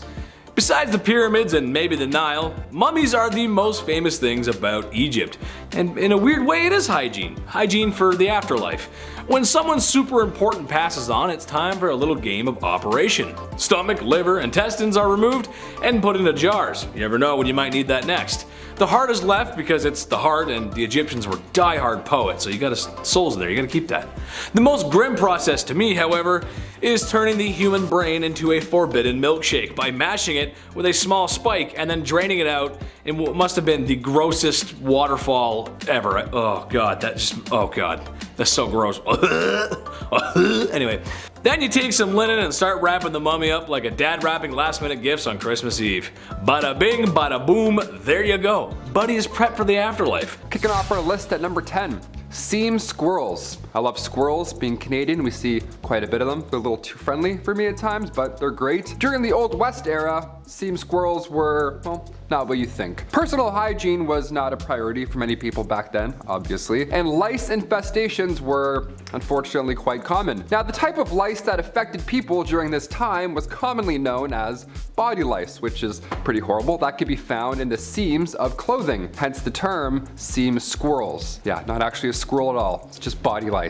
Gotcha. Body lice, of course, was a major problem during the Old West era, and they were responsible for the spread of diseases like typhus, trench fever, and relapsing fever. Relapsing fever? I haven't even heard of that one. That's terrible. These diseases were often fatal because, you know, ye Old West, and many people in the Old West succumbed to them. To combat the spread of lice and the, one of many diseases that they carried, people in the Old West often resorted to extreme measures, such as burning their clothing or even shaving their heads completely. That's why you see old cowboys and they look like they're stressed. They have no hair, their clothes are just gone. You're like, what happened? Lice happened. Some people also used remedies like vinegar and kerosene to try and kill the lice. So yeah, it was a rough time either way. Overall, lice infestations were a significant health concern during the Old West era, and they played a significant role in the spread of disease. Yeah, it wasn't just rats in the medieval era, it was also lice, which is even grosser in my opinion. Number 9, Old West dental. I could use some Old West dental recently. I'm chewing on one side right now, you know what I mean? In the Old West, dental hygiene was not a priority for everyone. They couldn't afford it. And also, dental care was often very sparse. You couldn't really find it anywhere for that matter. People generally didn't have access to modern dental tools or products, and many did not have regular access to any dentists at any point in their life, which is a sad but real fact. That would suck, I'm terrified. However, there were some basic dental hygiene practices that people in the Old West may have followed to keep their teeth, somewhat in their heads, keep their gums not rotten. Didn't do much, but did something. There were toothbrushes. Not many, but wasn't as good as Oral-B. There's some stuff. More often than not, you'd have to use twigs or chew on mint, that kind of natural survivor stuff. Some people may have also used a cloth or a rag to rub their teeth clean. Yeah, don't forget your tooth cloth before you go on vacation, I guess. Gotta and then put it back in your pocket. Your old woody teeth, gotta rub those. Access to professional dental care was limited in the Old West. Some towns, some had dentists, but all they did back then was just pull out the problem. They didn't give you a crown. They're like, which one hurts? All right, get out of here. All without anesthesia, so that's a great time. You're gonna remember all of it. Other options included a community toothbrush, which is hilarious to think about and also so sad. Yeah, some public establishments had a public toothbrush. Can you imagine? Go out, have a little brush, check your teeth. All right, cool. And then go back to the bar. I'm gonna be sick. I'm gonna actually throw up right now. Number 8, no spitting. Spitting was a common habit back in the Old West. You see it in movies and parodies. They're always spitting on the ground and stuff. Well, it's because it's real. It's a real fact right there. It wasn't officially outlawed. However, many towns and cities did prohibit spitting on sidewalks and inside of public buildings because, yeah, please don't do that. Thank you so much, sir. This was largely due to concerns about hygiene and, of course, like I said earlier, the spread of disease. In addition, spitting was considered rude and uncivilized behavior. Yeah, of course, and many people were offended by it. Middle of conversation, guy just spits in between your feet. I'm like, wait, don't do that. Please don't do that ever again. Some businesses even had signs asking customers to not spit on the floor. Can you imagine what kind of shithole you're in? You have to ask people not to do that. There was also social norms in place that discouraged spitting in certain situations. For example, it was considered impolite to spit in the presence of a woman or in formal settings, which, yeah, I agree, still do that today. That's great. Despite these efforts to discourage spitting, it remained a common practice among cowboys, miners, and other workers in the Old West. They're like, yeah, I have shit in my mouth. I don't know, we don't have water. I'm gonna spit. Sorry. Number 7, communal towels. Ugh, this one's so rough. It's exactly what you think it is. It was a ride. Today we have paper towels that you pump like 13 times just to get a little sheet. Or sometimes, if you're lucky, that Dyson air drying thing where you just dip your hands in for like 13 seconds and then it's done. You're like, oh, the future is here. That's always fun, that one. Back in the Old West, communal towels were often used in public restrooms and other shared spaces. Yeah, just one towel for all. Just to dap off everything that's wet or damp back then. Ew. These towels were usually made of cloth and hung on a rack for multiple people to use just in public, like it's your bathroom. While this may seem unhygienic by our modern standards now, it was a common practice at the time. So yeah, I don't know, we can laugh a bit, I guess. People were generally less concerned about the spread of germs and diseases back then, and communal towels were convenient and they were a cost-effective option for public spaces. However, with the rise of awarenesses about hygiene and germs and all that nasty stuff, the use of these towels eventually fell out of favor in the earliest 20th century. Thank God. Imagine dapping off your lips after eating some wings with a communal towel. Some cowboy just, and then he, and then you come in and wipe your, that's so gross. Number 6. Hair care? Yeah, I added a question mark there because, I don't know, not much TLC going on top back then. Throughout history, people have used a variety of natural ingredients for hair care. Nowadays, guys have it too easy. It's like Axe 5-in-1. It's like hair, armpits, legs, feet, all like, no way you can do all of that. Popular methods in the Old West were whiskey and castor oil. Yep, all on your big exposed head, right in the sun, there you go. Pantene Pro V wasn't a thing then, so folks were rubbing their heads clean with castor oil. That's a nightmare. Whiskey was believed to help cleanse the scalp and often promote hair growth, while the castor oil, that option, that was thought to moisturize and condition the hair. So that'd be a fun 2-in-1 back then, that's great, put that in the stocking. These ingredients were readily available and most importantly, they were affordable, making them popular, but also, realistically, it was their only option. Guy's doing whiskey, he's like, yeah, let's clean it up, clean up top. It's so hot. It's like, ugh, really burns. Number 5, medical shows. Today, medical shows, they're fascinating. Dr. Pimple Popper, I'll watch that all day while I eat. I don't even care, I'm disgusting like that. Dude's getting mashed potatoes squeezed out of their back, so I'm like, let's go, I love it. I'm slapping that thumbs up, it's my shit. Back in the Wild West, the 1860s, the 1890s, they had what's called medicinal showmen. These are, what an absolute joke, what a con. These guys would go town to town selling elixirs and tonics, everything one needs to live a happy and comfortable Western life, but they were full of lies. None of this shit true. These professional medicinal showmen would have pawns run ahead and plant themselves in the audience before these random demonstrations of amazing medical elixirs, right? These shows, bunch of bullshit. They would call up random audience members, that guy that ran ahead, and then use one of these elixirs and magically treat their ailment on the spot in front of the public, right? Almost as if it was a magic show. One of the most successful of these elixirs was the elixir made from John Healy and Charles Bigelow. It was a mixture of herbs, roots, and animal fat, said to treat any and all illness, but in reality, it was just an extremely strong laxative. So yeah, if you're gonna take it, make sure you're close to home.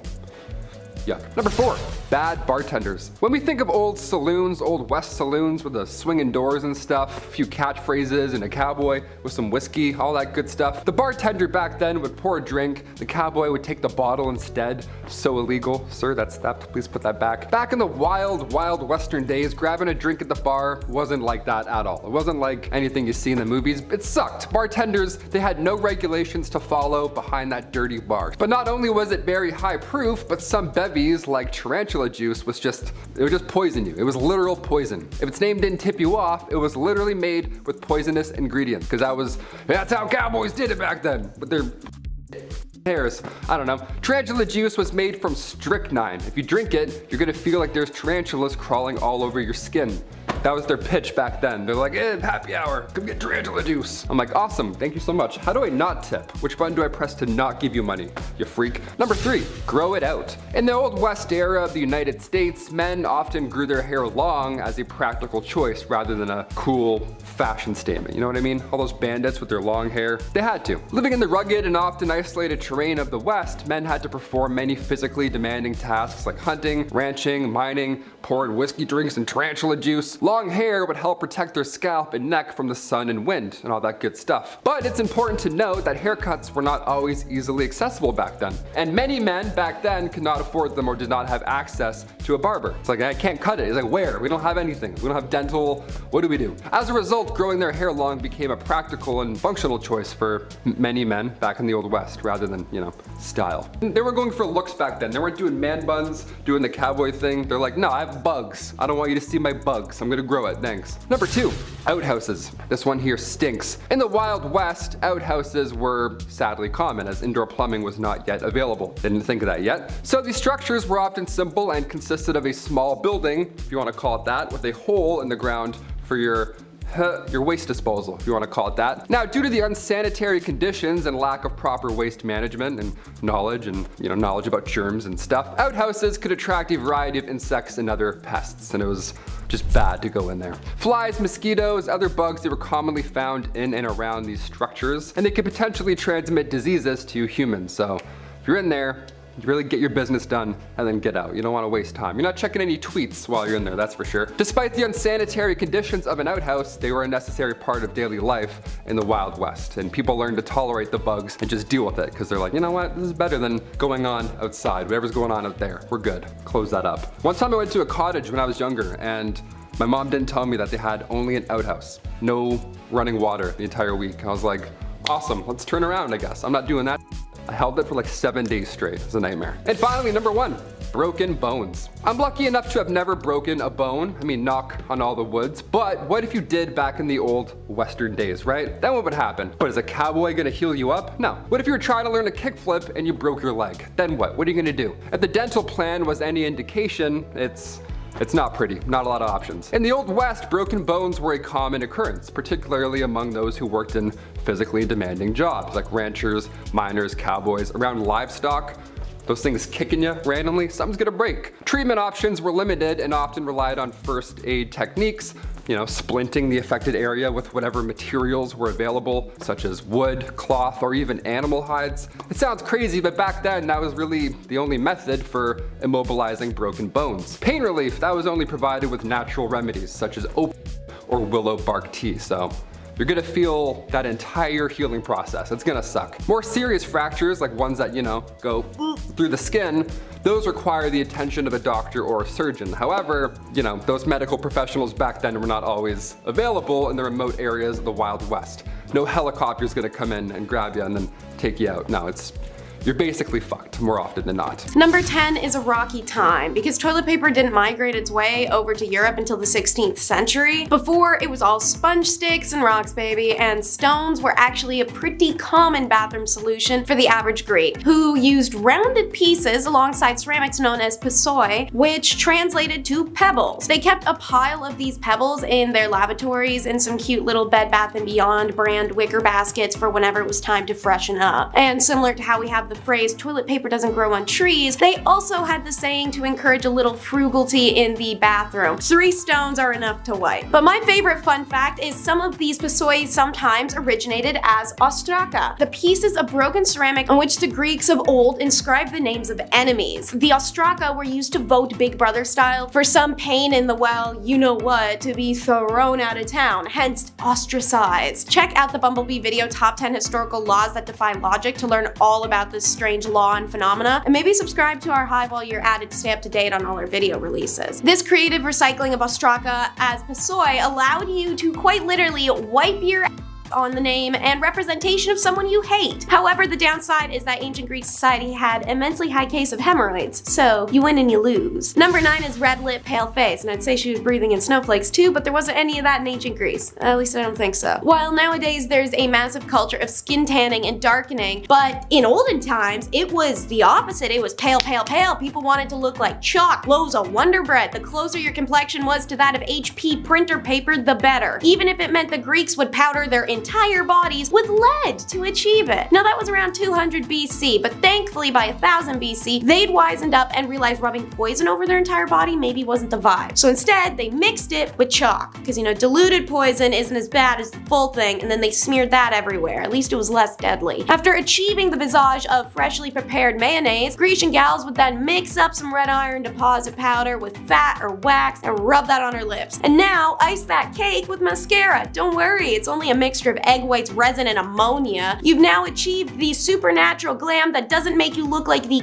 puppet from Saw at all. Number 8 is scrape it off. The ancient Greeks looked at bathing as aesthetic purposes first, actual hygiene second. Bathing wasn't to clean away dirt per se, rather to beautify the body. The Greeks did invent soap down the line, but prior to the advent of public baths in 600 BC, they started off using blocks of clay, sand, pumice, and ash that they'd rub away with olive oil after applying. The same oil that they'd then scrape off. This was done with a strigil. But that's okay. After 600 BC, you can always have a nice refreshing bath, right? Think again. Contrary to popular perception, not every city or village in ancient world had a public bath, or even if it did, they weren't always open to everyone. Even when they were in fashion, if you were from a lower class, the best you could expect would be scrubbing yourself with old and pure olive oil that multiple people have already applied, scraped off, and returned to the same barrel for all poor people public use jug. If you were extra lucky, there would be a wash bowl, but then you'd be expected to share it, or even the water, with someone else. Speaking of, number 7 is sweat sails. So unlike the poor, who scraped oil off into a container and reused it over and over until it eventually became sludge, or the rich, who could use oil once and then just toss it out, athletes of Greece would scrape their oils off into special little containers. It's the same with their actual sweat to be sold. Sweat could easily be collected with a strigil, the same as oils, and it would carry the dead skin cells and grime with it. This was called goilos, and the servants or athletes themselves would be expected to harvest it for people of Greece to do all sorts of weird things with it. These scrapings would then be sold as medicine, beauty products, perfume, you name it. People would rub the sweat of athletes on their skin, believing it to calm aches and pains, which it probably didn't do particularly well. If nothing else though, the Greek people, after rubbing some sweat and dirt on their skin, got to smell like an Olympian and enjoy some of the youthful vigor of the young men it came off of. At the same time, the gyms themselves would cash in on their users' bodily fluids and would often scrape their walls and floors for extra good, then invite companies to bid on the bottles of sweat. So the next time you're at the gym and you get off that machine and you leave that fresh layer of you-do where your back used to be, wipe that crap off before someone harvests it and sells it like a freak. Number 6 is mystery creams. I only call them that because it's a mystery why they'd ever want to use these products as creams. I want to know who woke up one day and slapped some crocodile crap on their face. How did they they figure out that this was a skincare thing? Someone had to be the first. I like to think that person fell in it, woke up the next day looking radiant, but whatever. Yeah, so crocodile dung was a big part of Grecian life because so were the animals, but it was far from being a nuisance. Vain folks saw this as an opportunity, and the croc dung became part of many recipes for effective skincare treatment. This is face masks, contraceptive, hair masks, feet soaks. Hell, one recommendation for treating scars or crow's eyes around the eyes was by applying a little crocodile dung as eyeshadow. To quote a Greek medical document, levigate the dung of the land crocodile with water and anoint. If they have the means and the monies, people might even also have a whole dung bath in order to feel rejuvenated. I feel like that last one might have been a bit much, and considering the story of the ancient Greek philosopher Heraclitus, I am not far off in that opinion. Afflicted by swollen skin, he decided the best course of action would be some dung therapy. He buried himself in warm dung and mud in order to treat his condition. However, he stayed in the pile too long and ended up overheating and dying. Number 5 is some hair-raising standards. As you can probably guess from looking at the statues and other works of art they left behind, the ancient Greeks weren't a big fan of bodily hair. For them, the ideal body, especially for women, was smooth like a dolphin all over. Naturally, in a time before Gillette razors and shea butter shave cream, 'twas not that simple. Since they didn't have modern waxing solutions or even razors, despite making the strigil, which if they'd sharpened even a little, could have been made for the perfect razor/hedge trimmer. So the simplest way of achieving the beauty ideal was to simply pluck out individual hairs one by one. A painful, not to mention time-consuming process for your legs alone. Imagine trying to do that around back when mirrors haven't been invented yet. Fancy a swifter solution? Well, how about burning all your body hair off? Also the custom in ancient Greece. Best part of that, a lot like today, is if you don't keep up with the societal expectation of shaving, you'd receive a lot of disapproval and discomfort from others. But unlike today, as stated, it was a lot harder for them to shave, so the fact that expectation was there is insane. This is all about the power balance of the sexes, however, as respectable women's ritualistic deletion of her natural state attests to the male supremacy over his objectified wife. While he has his manhood intact, she must deplete her womanhood and thus alter her innate form so as to uphold the classical ideal. Somehow that didn't apply to eyebrows though. No.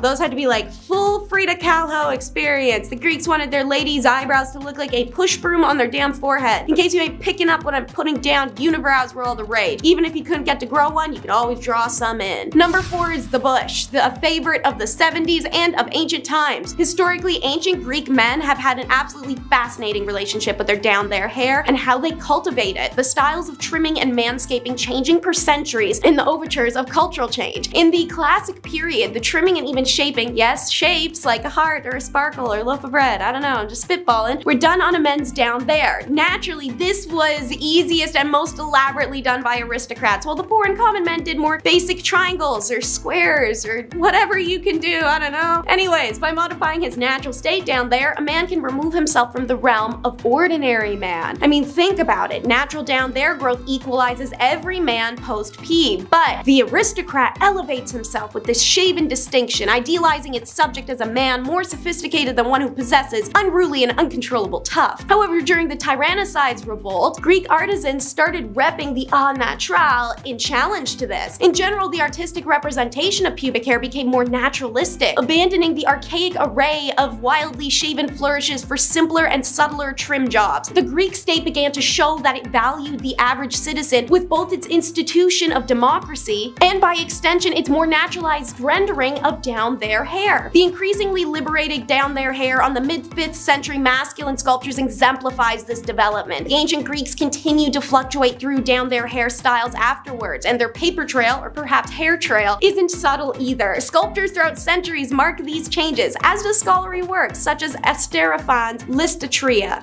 Number 3 is teeth cleaners. Gotta get your chomper squeaky clean somehow, and back in ancient Greece, you had a few options. First off, powders would be made as toothpaste, and these would be substances like lum, ashes, clay, peppermint, propolis, fennel seeds, cardamom seeds, and a magic substance called mastic. Mastic is also a resin that's a strong antiseptic. They also added abrasives like sand and crushed bones. These powders would be applied to a thin, dampened cloth, string, or twigs, all of which would be then used to rub, buff, and shine in between and on the teeth. teeth. By the time of the Roman Empire, the elites had actual servants whose job it was to clean others' teeth, and you could visit them and pay for a wash job. Now, to address the whole urine mouthwash thing, we've all heard about it at some point. It's true, but it's not. It's not like the Greeks were gargling the early morning dark yellow. They were adding derived properties from urine to their toothpaste. So that brings us to number 2, which is the uses of urine. Similar to how you can harvest salt from water, you can collect important acidic properties from processing urine. This is still awful and gross, but only because in modern times we're a lot more squeamish to concepts like that. In fact, people back then weren't even unaware that it was kind of crazy. The poet Catullus once mocked his clean-toothed enemy Egnatius, who, to quote him, has shiny white teeth and grins forever everywhere. If he is in court when the council excites tears, he grins. If he be at a funeral pyre where one mourns a son devoted, where a bereft mother's tears stream for her only son, he grins. Whatever it may be, wherever he is, whatever may happen, he grins. And he curses him out by saying to him that the higher the polish on your teeth, the more it proclaims that you have drank your piss. The Roman Emperor Vespasian famously instated a urine tax by taxing the public bins where people dumped urine collected from toilets. The tax was so lucrative that it was continued by his successor Titus. The collected pee was then sold as an ingredient to businesses, workshops, and tanneries, which subsequently were taxed for it. These businesses used it for tanning leather, producing soaps, refining tooth products, making medicine, making elixirs, and more. Ammonia, urine's key ingredients, was used by launderers to get stains out of clothes, and even farmers used it as fertilizer to grow the perfectly acidic fruits. Number 1 is Aunt Flo. It's been determined that there's a good possibility that women back then had fewer periods and lighter bleeding in ancient Greece than we do now in modern times, just because of diet, climate, and biological changes over history. But weirdly, the expectation was that they would actually bleed very heavily and regularly, and if they didn't, then remedies needed to be used to bring out the blood. Aristotle mentions menstruation being like the flow of blood from a sacrificial animal that must be maintained. As for stopping the flow once it started, the ancient Greeks took after the Egyptians, using a small wooden splint as the tampon base, then wrapping wools and linens around it before cramming it on in. Reusable pads were also made of layering cottons and wools that can be easily separated and washed later. Just remember not to wear any white in the hot Mediterranean sun while you're quite literally on the rag. About all things hairy and how the French royalty all aspired to cosplay Rapunzel. A tale originating from 6th century Paris, France is about 2 princes who were going to ascend to the throne. They were kidnapped and the queen consort was given the choice: allow her grandson's hair to be cut or let them die with their luscious locks intact. She chose the sword over the scissors. One of the princes does manage to escape and he cuts his own hair and becomes a monk. In modern times, saying alright, kill him instead of a haircut does sound crazy, but back then men who had long hair showed their power and wealth. According to the Byzantine poet historian Agathias, it is the rule for Frankish kings to never be shorn. Indeed, their hair is never cut from childhood on and hangs in abundance on their shoulders. Their subjects have their hair cut round and are not permitted to grow it further. In Germany, men also typically wore their hair long, but they would tie it up in a bun or on the top of their head and sometimes hide it under a fancy hat. In general, Dark Ages were a time where women did rarely cut their hair, and there wasn't really any time period where short hair for women was trendy then. Lower class women typically wore their hair up in braids and buns because it was easier for them to work with, while upper class women got to style their hair with more intricate processes, using ribbons and metallic wires to help keep their braids and buns in place, like a Leia. On the other end of the spectrum, however, bold is punishment. To address why the grandmother would allow her grandson's death before a haircut, in today's world men shave their heads for all sorts of reasons. They could be naturally losing their hairline, have alopecia, or they're just prone to hair loss. However, in medieval times, hair was considered a symbol of power for royal men, as explained. Royal men never cut their hair, so the longer the locks, more powerful you're supposed to be. So, as a man, if you let go of your hair, this was a huge sign of humility. If the grandsons from the first story had returned with shorn hair but are meant to be the throne's heirs, they would make the throne look weak and susceptible. Only monks would shave their heads, leaving a narrow strip of hair horizontally around. Other times, only in the middle of a man's head was shaved and the rest was left alone. And of course, as you may know well from our other Dark Age videos, head shaving for women during this time was a degrading punishment, as a woman's long hair was meant to be her most seductive feature. We talked about one type of head hair, let's travel down to the other, bearded baddies. Recently, beards have made a huge comeback, especially now among the young generations thanks to throwback fashion. Studies have shown that people also associate a man with a beard as being more intelligent, and many people find them to be incredibly attractive. Also, nothing is cooler than the giant dude with the bald head and like the big ass beard, you know, let's be real. Respect for beards though is nothing new. During medieval times, knights were known to grow their beards as a sign of honor, and if one man touched another man's sign of honor, well, it was enough of an insult to challenge them to a duel to the death. Now, shaving was common during the Middle Ages. Commoners would be clean shaven for the most part. Royalty was also usually shaven or had a very trim beard that was kept neat and tidy. Hilariously, however, this is kind of how barbers get started. Back in medieval times, mirrors were very small and cloudy, so they're not reliable. They were also only available to the upper class. On top of that, razors as we know them today didn't exist, so if you want to shave, you need to use one of those dangerously long razor blades. So most folks would visit the local barber-surgeon for a Sweeney Todd style lineup. As we mentioned earlier, monks had shaved heads and no beards, so they took turns shaving one another as a community. And speaking of faces, the Dark Ages were surprisingly skincare obsessed. Vikings are remembered as some of the most hygienic of historical people, and they were reported to have the best practices of personal hygiene in the early Middle Ages especially. Most notable was the near daily bathing they did in the cold waters of fjords and rivers. They used combs made out of ivory or ornate wood carvings, and they practiced braiding their hair for prestige and ranking. The daily practice of bathing and personal hygiene actually was what spared the King of Poland from an outbreak of plagues that had been seen in Europe. Meanwhile, in England, bathing was not as common as it is today, and it was often reserved for special occasions. People would usually wash their hands and faces regularly, however. The ideal woman in the Middle Ages had that pale, smooth skin without any pockmarks or blemishes. Nearly everyone washed their face with cold water at the end of the day, even if they wouldn't wash the rest of themselves for inexplicable amounts of time. Some women used ointments made of animal fat in order to keep skin soft and smooth. And crystal girlies, even back then, people believed in the power of gemstones to heal. Women would lick amethyst and rub it over their pimples to make it go away. But rest assured, when it's bath time, you were naked in a crowd.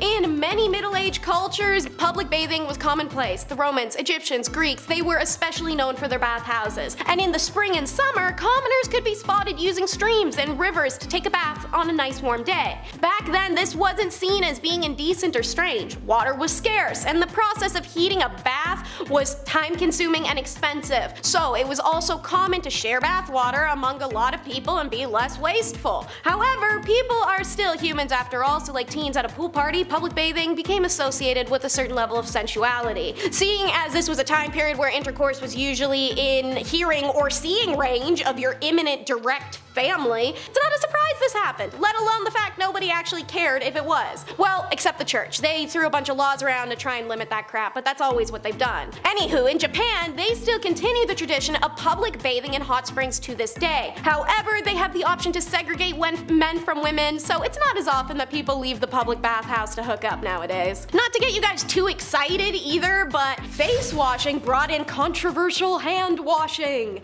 Contrary to popular belief, some groups of the medieval people actually wash their hands multiple times a day. Jewish people in particular made sure to wash their hands before eating, and Christians adopted the same practice. But even unreligious peoples would sometimes wash their hands after eating, since a lot of people didn't own utensils, and wiping your hands on fabric ain't always gonna do it. Case in point, honey garlic wings. In upper class families, guests specifically were always requested to wash their hands by pouring water out of a pitcher called an aqua manile, which was poured over a basin. These aqua maniles were often in the shape of lions or people or mythical creatures. However, no one was washing to the extent of using soap for 20 seconds. The water in these small pitchers needed to be shared among a large group of people, so people in the Middle Ages simply splashed water on their hands before drying and poured the dirty water right back in to wash someone else's fingers later. But you'd think that soap would be involved, especially because endless people essentially had a Dark Age Etsy store. Today, soap is made out of essentially the same products every time. Back in the Middle Ages though, people used a lot of different substances in a cauldron like witches making a potion just trying to produce some semblance of soapy stuff that don't smell bad.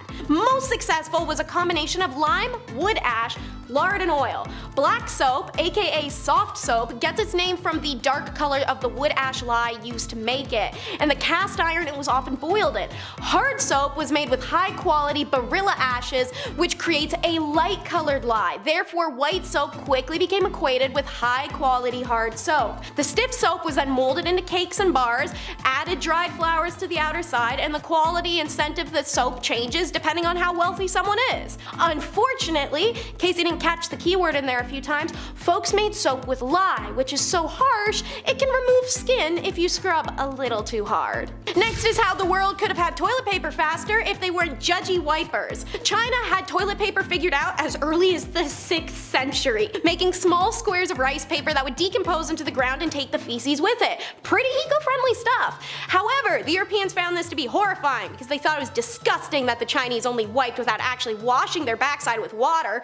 Meanwhile, in Europe, they're using a communal sponge on a stick that sat in a bucket of water that wouldn't be changed all day, so please tell me which is more unsanitary and horrifying. In medieval Europe, people sometimes used devices called gonfas, or a gonf stick, as well as a torchicule, or a torch cut. The gonf sticks were sponges on a stick as described, while the torchicule was anything to wipe the bottom, like straw or moss or leaves or wood. You know, the basics. Who has time to care about eye bags though when you're walking around wearing a gag preventer nose bag? Even though medieval people cleaned their bodies a little bit more than you'd imagine, that doesn't mean the towns were sparkling clean. When you stepped outside, you came face to face with human waste, rotting food, and trash-riddled streets. Horses regularly relieved themselves on the street, as did the live animals in the markets, and so did the people. Also, animals just kind of died in places and people would leave them there. Add in the smell of mold from straw houses and the smell of diseased human or animal skin, and sometimes even corpses. These bad smells were at their worst in cities and large towns. Things were so incredibly smelly, people nearly gagged, especially when it all began to bake under the hot summer sun and heat. So in order to combat the smell, some people wore nose bags, which were fabric-like masks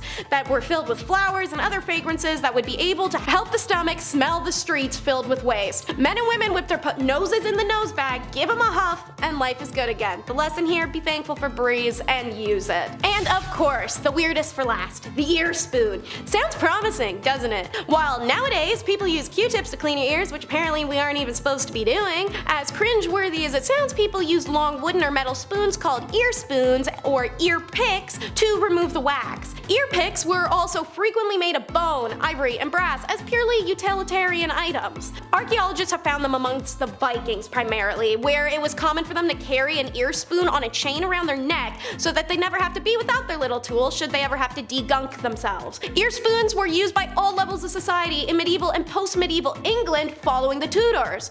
The 17th century English knew about plaque, which they called scale, and they were encouraged by their doctors to scrape their teeth frequently. So these little doodads expanded to include that purpose. And how could I not mention that while a tailor normally would use beeswax to coat thread and make it stronger and easier to use, with no bees available, earwax would do. As gross as it may seem to us today, earwax was worth saving and selling.